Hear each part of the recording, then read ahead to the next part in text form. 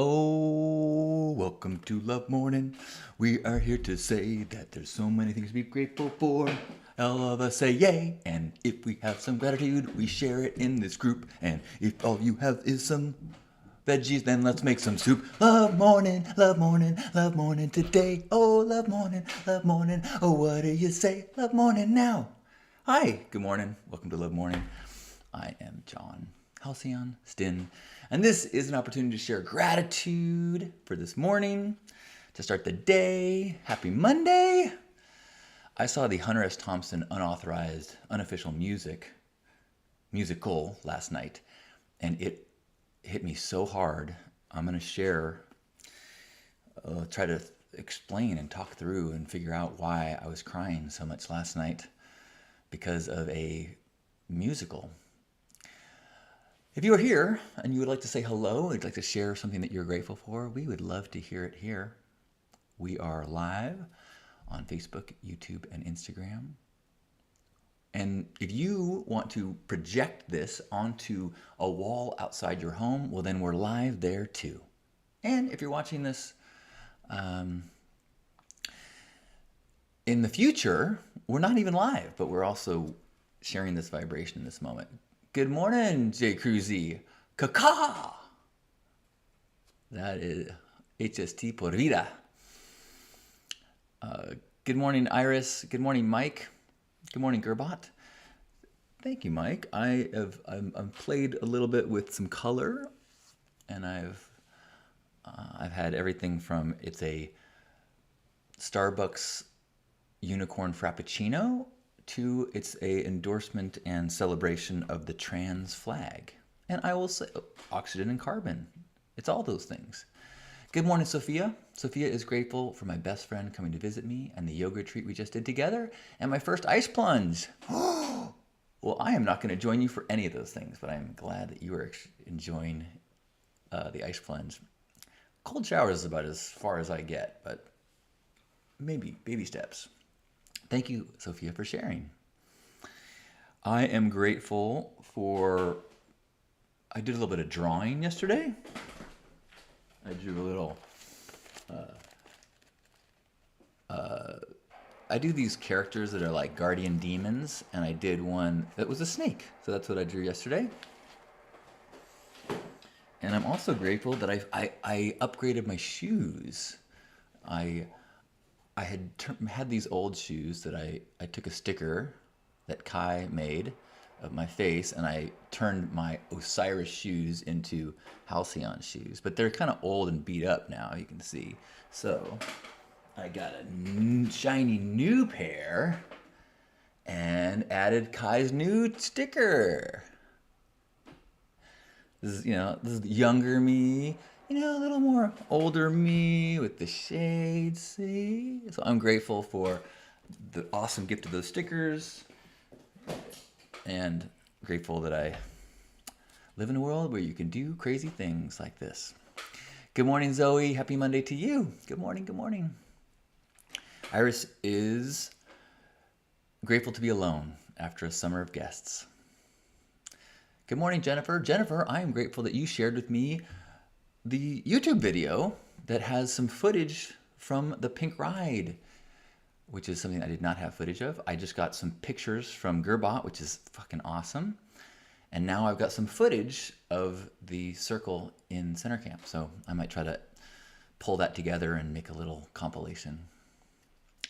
I've got a lot of things that I'm like little projects I'm in the middle of. I'm in the middle of a little video about those shoes. I wrote the Lisa Love letter that I wrote yesterday. I'm going to do that with some pictures. I've been writing a bunch about Hunter S. Thompson, which I'll get into in just a second. But if you are here and you want to join us and share some gratitude, for example, Zoe, good morning. Zoe is grateful for flow arts. Never could have imagined how much joy, fun, and community I could discover by simply spinning a stick in circles. Thank you for sharing that. I am not someone who participates in any tools of flowing, but I have been, friends very close, and I've gone to flow festivals and have spoken at a number of flow arts events. I I'm close with Marvin Ong, and he does some events, and he's been supported each other, and he's invited me to speak a number of times. And I was at, I think it was called Ignite. There was an event, I think Joshua Tree, and there's this big open fire spinning night, and it's just people just doing really fun stuff.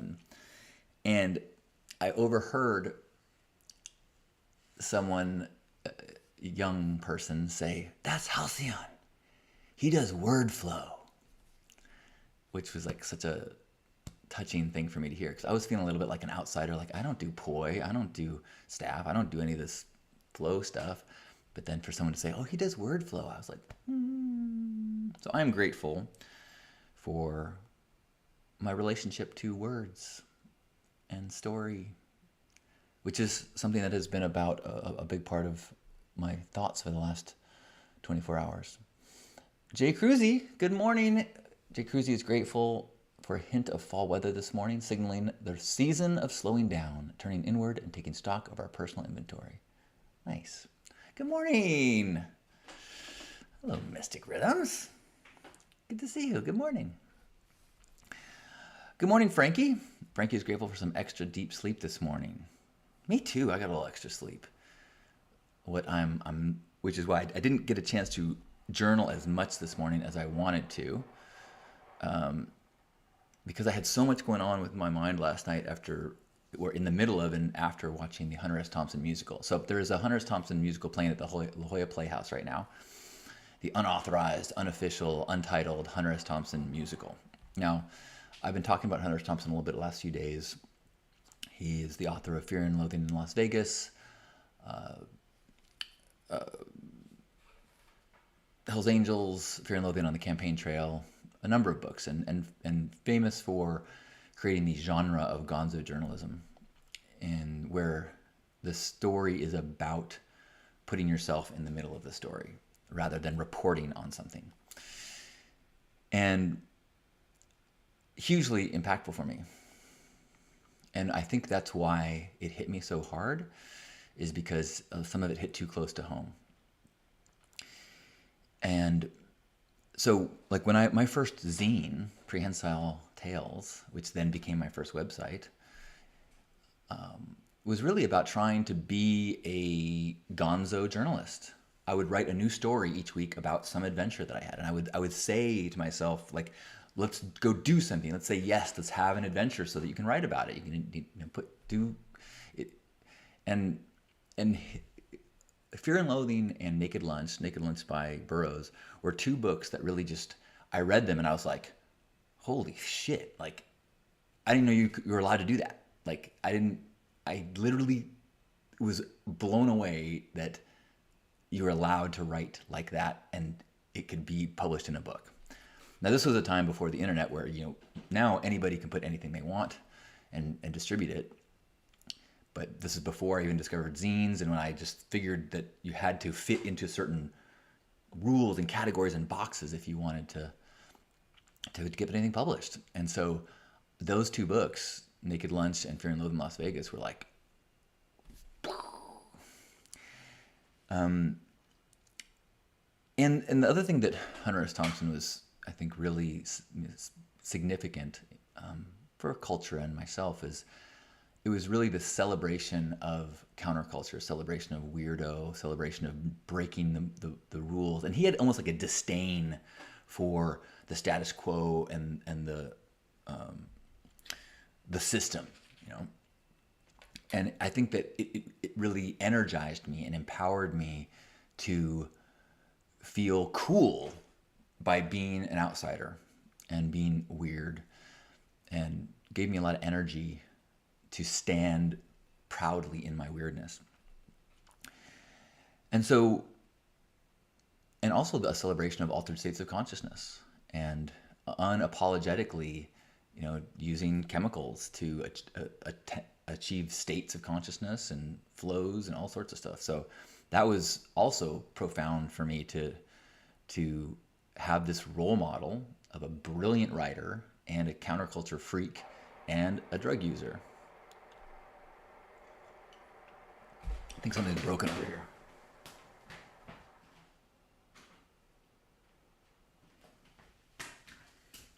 Sorry about that. My ice maker is making dying sounds. And so the now there's a bunch about Hunter. So in addition, as he wrote about like this hope and this power of the counterculture movement, and he also wrote about the awareness of its failings, and and and there was a part of me, I think, that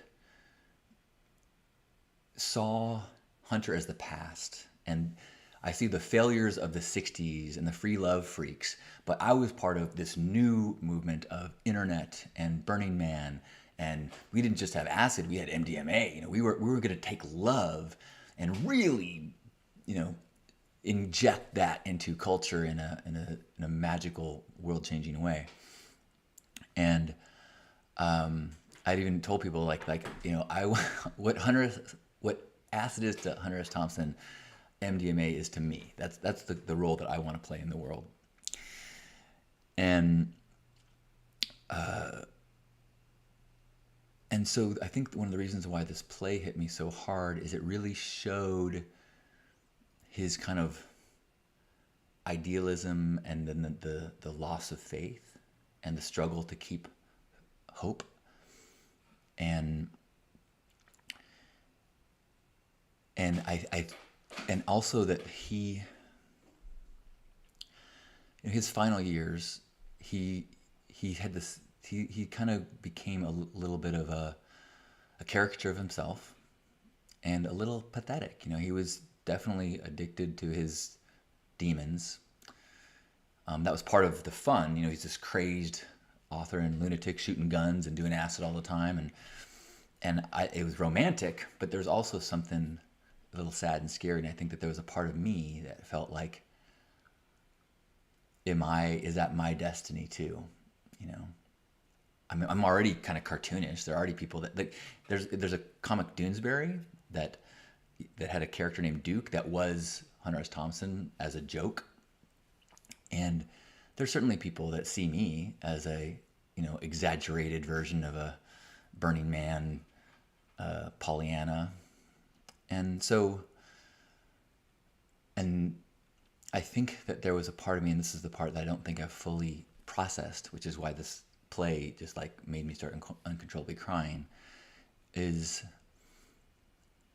Hunter S. Thompson went from being a hero and an idol and like a inspiration, and then I kind of like discarded him because of, at the end of his life, he was bitter and broken, and had hurt a lot of people, and was still a slave to his substance use. And up until little over 7 months ago, I was a slave to some of my chemicals. And I think that I saw subconsciously, had this fear that's where I was headed.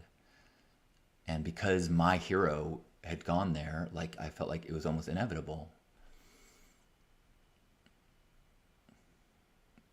And there's also part of the, and so I was really kind of watching the film or the musical, and realizing that I have made a lot of effort to step out of that same path. I don't think anyone would look at my life now and say that you are walking in Hunter S. Thompson's footsteps. Not at all. And then that's so at the intermission, I couldn't stop crying. But then at the end of the film, or the musical, they bring in this young person who writes a letter of admiration and inspiration, and I'm like, holy shit, dude, that's me. Like, this kid is like saying, you, like, I'm not alone. Like, you are saying things. You are, I don't. like your anger is not about the same things, but I feel that anger, and your weirdness is not the same as mine, but you identify with this weirdness, and you make me feel in this way, and it's kind of about, even though at the end of his life there's a part of Hunter that you feel like, oh man, he failed, but he inspired people, and as I'm watching, like, he inspired me, like me. Like, I'm the guy, I'm the kid in the fucking musical. And I'm not Hunter S. Thompson. I'm the kid inspired by Hunter S. Thompson that does his own thing. And that in the same way that I think that each of us is, myself included, is creating ripples of inspiration to others. And yeah, so it was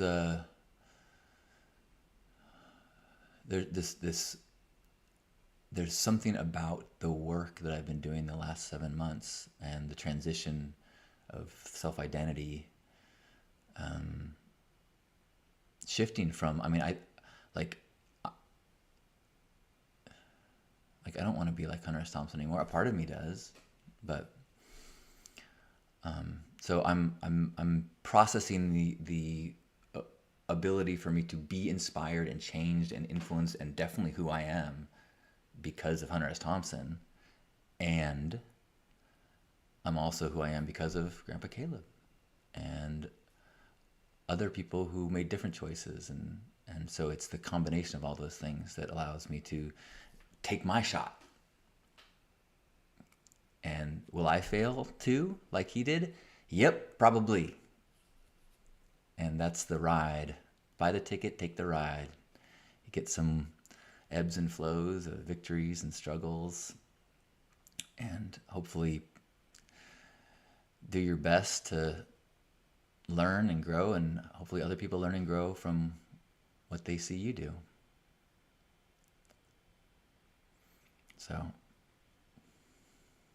feeling super inspired and proud of the way Hunter S. Thompson impacted me, and also super proud that it's just one teacher, one inspiration, and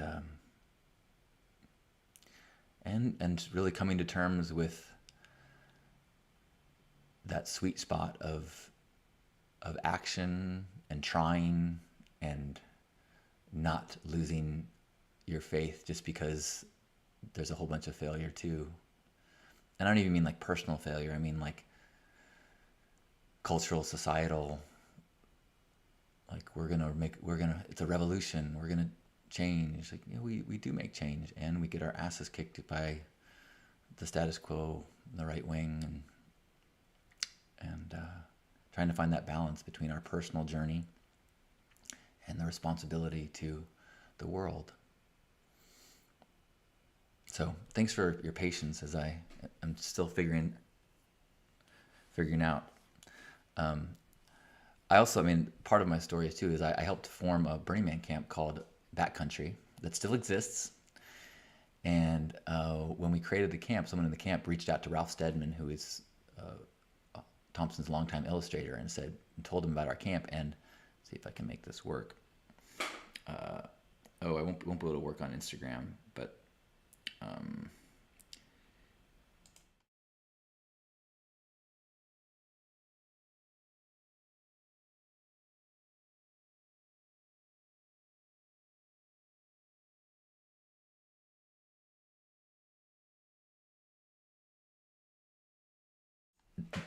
devotee of Hunter S. Thompson. It was a pretty big deal for us to feel like we had the approval of Ralph Steadman.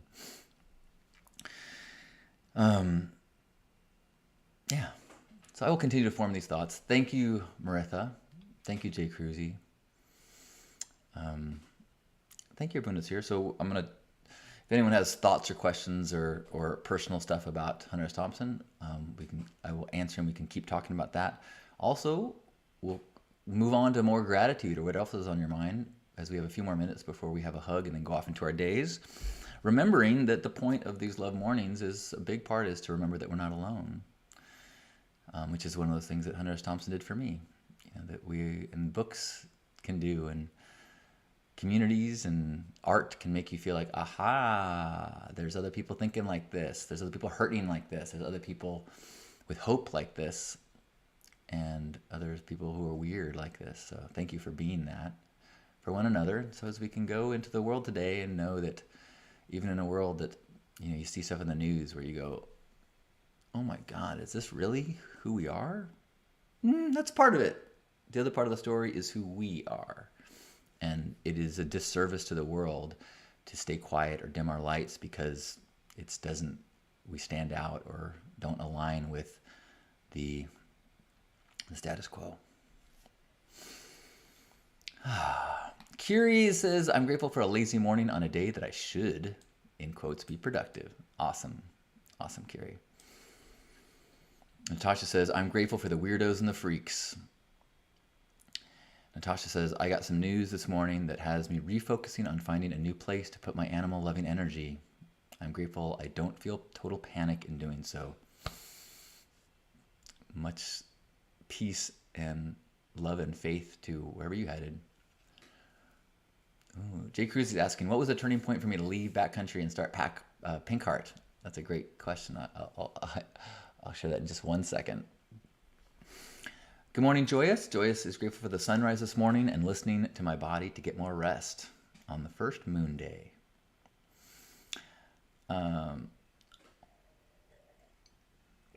Good morning, Razorblade. Thank you, Joyous. Thank you, Gerbot. So backcountry was a camp where we didn't have like a full vision of what we were going to do. It's like anybody bring... Was Passion Pigs in between? I think Passion Pigs was... Now I'm confused. Oh, they were Passion... Oh. Okay, well, okay. I'll have to do some research and figure out the timing on this.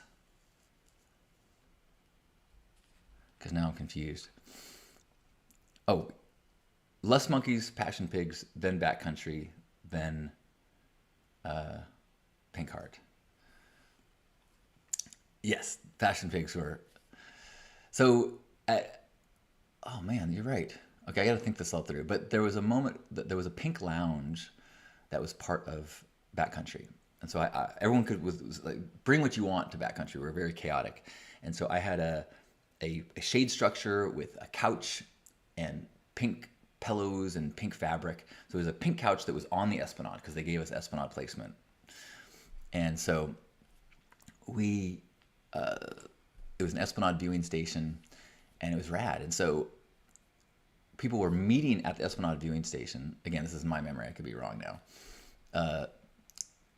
In the Esplanade viewing station, waiting for the pink ride. And there was kids and families, and someone in my camp at Backcountry came out of the dome, a bigger gentleman wearing just saggy, tidy whities with a rag over his mouth, and he says, "Who's with me? We're doing the Ether Olympics," and stumbled around, and there was these people that were all waiting for the pink ride, that they were like, what the fuck just happened? It was a very Hunter S. Thompson moment. And I remember thinking, you know what, maybe Pink Heart maybe I should do something, maybe I should like put more energy on this pink vibe rather than the Hunter S. Thompson vibe. BAT is Bat Country. It's taken from a Hunter S. Thompson passage in Fear and Loathing when they say, we can't stop here. This is Bat Country. As he's hallucinating about bats flying around their heads. Good morning, Pierre.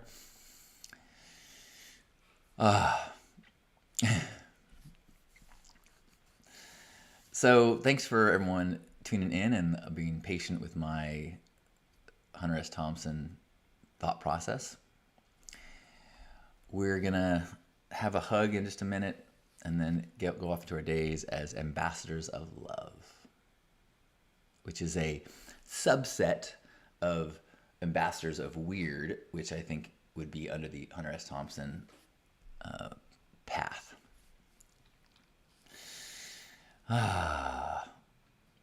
Gerbot says, I'm also grateful for Hunter S. Thompson and fly my freak flag high. You know, he ran for political office, for sheriff of Aspen, Colorado, under I think it was the Freak political party. Good morning, Rev K. Madre. Good morning, Brutal Buddha. Good morning, Victoria. And good morning, everyone who is here listening to my voice live or watching this recording. And I invite you to be aware of all these names I've said and know that there are people all over the world like you and us.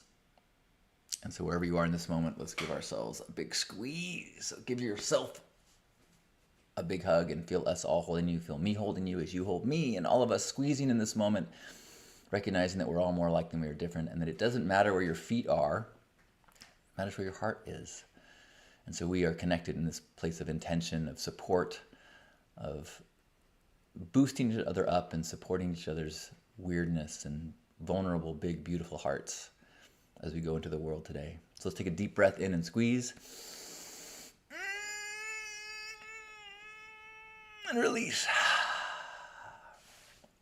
On behalf of Grandpa Caleb and you beautiful love ambassadors, thanks for being here for this love morning and meandering Hunter S. Thompson thoughts.